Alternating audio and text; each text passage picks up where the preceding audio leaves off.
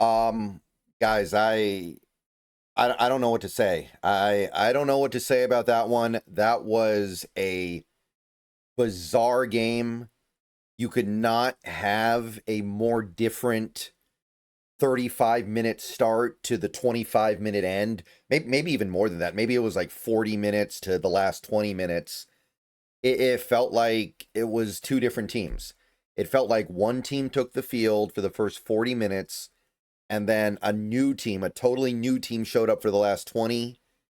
And I I can't believe it. I can't believe it. Like, if you watch the stream, and by the way, we had a lot of fun in the stream today. I was counting them out after it went 20-0, and who wouldn't, right?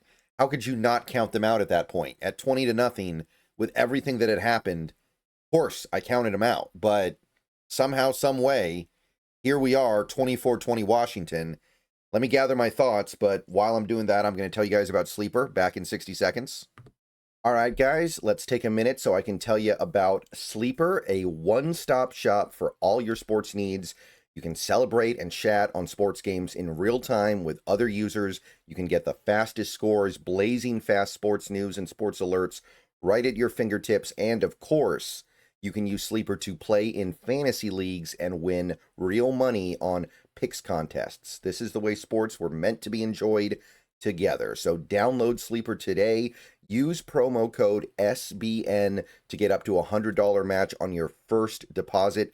And you can pair that with another promo they have right now where you can get a $20 entry free with no deposit required. So get both of those things going. Terms and conditions apply. See Sleeper's terms of use for details.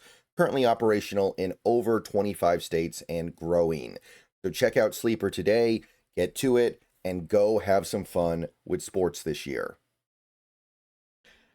Okay, so I said a lot of things that I'm going to have to take back in the late first half and early second half of this game, like straight up. I said some stuff that clearly no longer really applies, but trust me, guys, I was planning on a very different post-game video about an hour ago. But right now, all you can say is they came alive. They came alive against a good Maryland team that completely punked them for the first 40 minutes of the game. They came alive on the road. They came alive in front of a packed house. And right now, we got to just get behind them and praise them and be happy they found a way to do that, because that was not easy. And wow.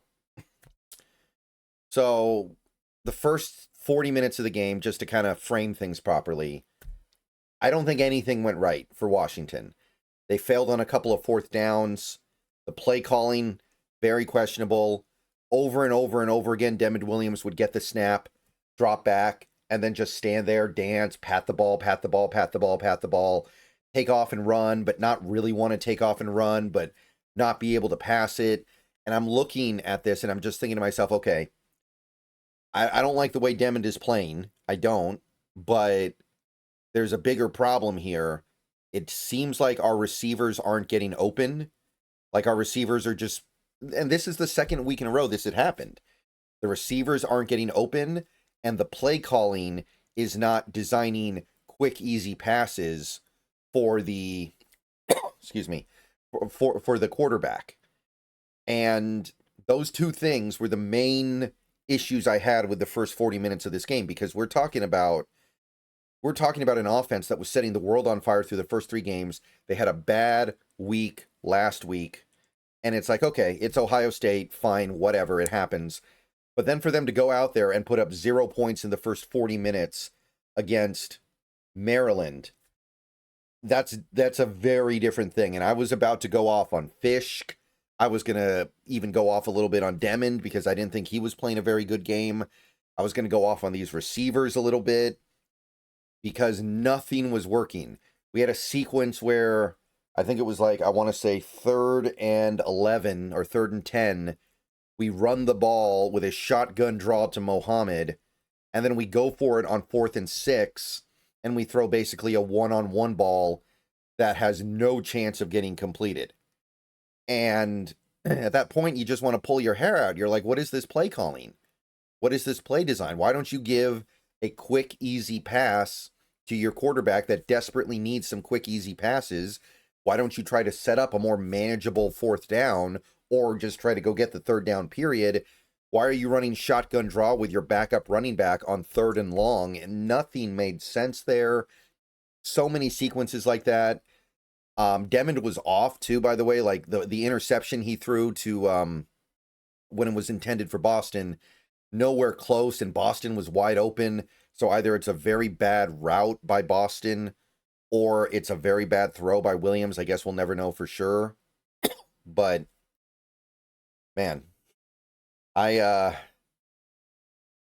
second part of the game, the last 20 minutes, quick passing attack, easy throws, getting the ball out of Desmond's hands quickly, ran the ball a little bit better, and there you go.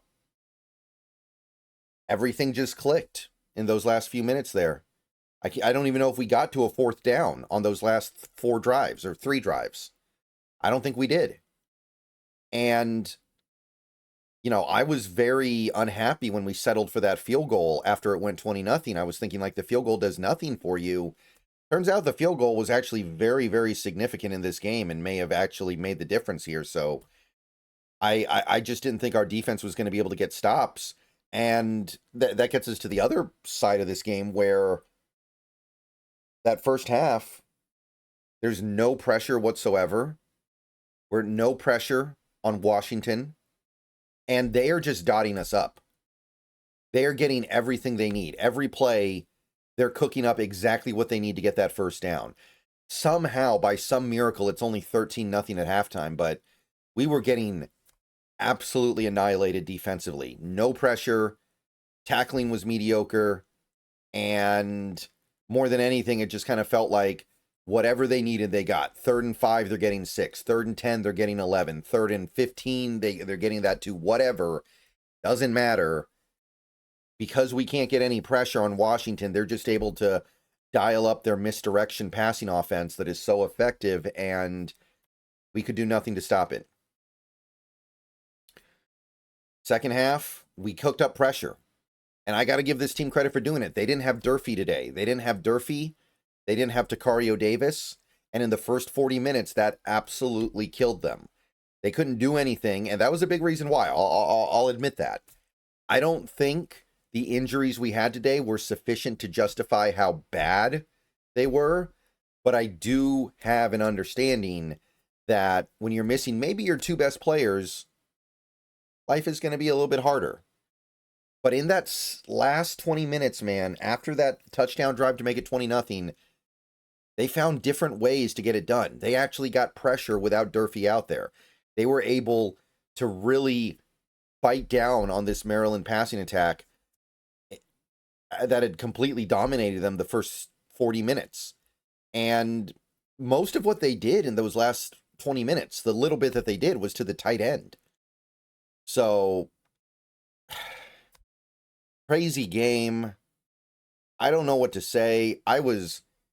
If you guys were watching the stream, at about halftime, I was done with Fisk. I was done. I was just like, okay, this team is not any better than it was last year. This is the same team from last year, just a little bit more entertaining. We got to reevaluate. We got to reconsider everything. We got to figure out this. We got to figure out that. And then the team drops 24 straight unanswered and gets the win. I mean, I'm not saying it takes away from the frustration of that first 40 minutes, the way the team came out, all the penalties they committed. Very unacceptable. There's a lack of discipline on this team. There's a lack of situational play calling, I feel like, on this team. But then they do that in the last 20 minutes, and you're like, man, this team could be so good. How many teams in college football can do that? Maryland's defense had allowed less than 11 points a game coming into this one. And they looked every bit like they were living up to that in the first 40 minutes. But then, somehow, some way, you drop 24 on them in 18 minutes, basically. Or call it 20, whatever. Ain't no words, man. I have no words. Like this was a horrible start to the weekend. I counted us out. I had given up on the game. I was just watching it to watch it. And all right, I gotta end the post game video here because I don't even. Again, I'm still just so confused by what I saw out there. It's like we were saving the quick passing game for the last 20 minutes when it was desperation mode, and somehow it worked. No words, people, just happiness. All right, I got to get out of here. I think the Mariners start in, more than an hour. But great win. I can't believe what I'm looking at here. And this team now has a real chance. This team has a chance to really build on what they did last season and actually take big steps the right way. Okay. See you guys later. Bow down to Washington. Monster win. Got a real chance here. Okay. See you guys later.